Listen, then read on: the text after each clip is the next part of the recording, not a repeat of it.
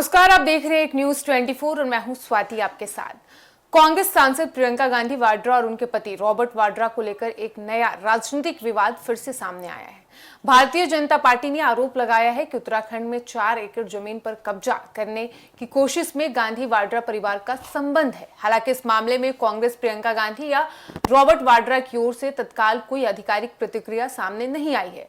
हालांकि वहीं भारतीय जनता पार्टी के राष्ट्रीय प्रवक्ता प्रदीप भंडारी ने प्रेस कॉन्फ्रेंस में दावा किया कि यह मामला उत्तराखंड के उधम सिंह नगर जिले की करीब 4 एकड़ जमीन से जुड़ा है। उनके अनुसार इस जमीन की मूल लीज दिवंगत कुलसुम खान के नाम थी और फिलहाल उनकी 90 वर्षीय बहन नसरीन खान इस संपत्ति पर रह रही हैं। भाजपा का आरोप है कि रॉबर्ट वाड्रा की रिश्तेदार सायरा वाड्रा इस जमीन पर कब्जा करने की कोशिश कर रही हैं। पार्टी का कहना है कि जब कानूनी तरीके से जमीन नहीं मिल सकी तब वहां रहने वाली 90 वर्षीय बुजुर्ग महिला पर दबाव बनाने की कोशिश भी की गई है। भाजपा ने यह भी आरोप लगाया है कि इलाके के कांग्रेस विधायक और उनके समर्थक कथित तौर पर बड़ी संख्या में वहां पहुंचे और बुजुर्ग महिला को जमीन खाली करने के लिए धमकाया। भाजपा का दावा है कि यह केवल स्थानीय विवाद नहीं बल्कि इसके पीछे बड़े नेताओं का समर्थन था। हालांकि इन आरोपों की स्वतंत्र रूप से फिलहाल पुष्टि नहीं हुई है।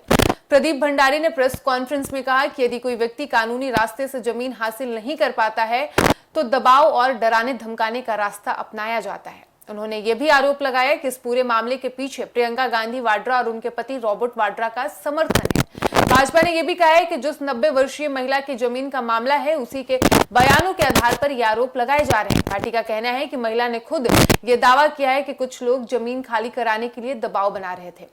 हालांकि इन दावों की फिलहाल जांच या अदालत में फिलहाल कोई पुष्टि नहीं की गई है। दूसरी ओर इन खबर के सामने आने के बाद अब तक कांग्रेस या गांधी या वाड्रा परिवार की ओर से भी इन आरोपों का विस्तृत जवाब फिलहाल नहीं दिया गया है। इसलिए फिलहाल ये मामला राजनीतिक आरोप प्रत्यारोप के रूप में भी देखा जा रहा है और ये पहला मौका नहीं है जब रॉबर्ट वाड्रा का नाम जमीन से जुड़े विवादों में आया हो। इससे पहले भी हरियाणा समेत कई मामलों में उनके नाम की चर्चा हो चुकी है। कुछ मामलों में जांच एजेंसियां जांच कर रही है जबकि कुछ मामलों में अदालतों में सुनवाई अब भी चल रही है। दूसरी ओर रॉबर्ट वाड्रा लगातार इन आरोपों को राजनीति से प्रेरित बताते रहे हैं। हालांकि आपको बता दें कि राजनीतिक जानकारों का इस मामले पर मानना है कि बिहार और अन्य राज्यों में चुनावी माहौल के बीच ऐसे आरोप राजनीतिक बहस को और तेज कर सकते हैं। भाजपा इस मुद्दे को कांग्रेस पर हमला करने के लिए इस्तेमाल कर रही है जबकि कांग्रेस की ओर से जवाब आने के बाद ये विवाद और अधिक बढ़ सकता है। फिलहाल इस मामले में सबसे महत्वपूर्ण बात यह है कि भाजपा ने गंभीर आरोप लगाए हैं, लेकिन इन आरोपों पर अभी किसी अदालत का फैसला या किसी भी जांच एजेंसी की अंतिम रिपोर्ट सामने नहीं आई है। इसलिए इन्हें फिलहाल आरोप के रूप में भी देखा जाना चाहिए, न कि स्थापित तथ्य के रूप में। अब सभी की नजर इस बात पर है कि कांग्रेस और प्रियंका गांधी और रॉबर्ट वाड्रा इन आरोपों पर क्या जवाब देते हैं। साथ ही यदि इस मामले में कोई जांच या कानूनी कार्रवाई आगे बढ़ती है तो उससे ये साफ हो सकेगा कि आरोपों में कितनी सच्चाई है।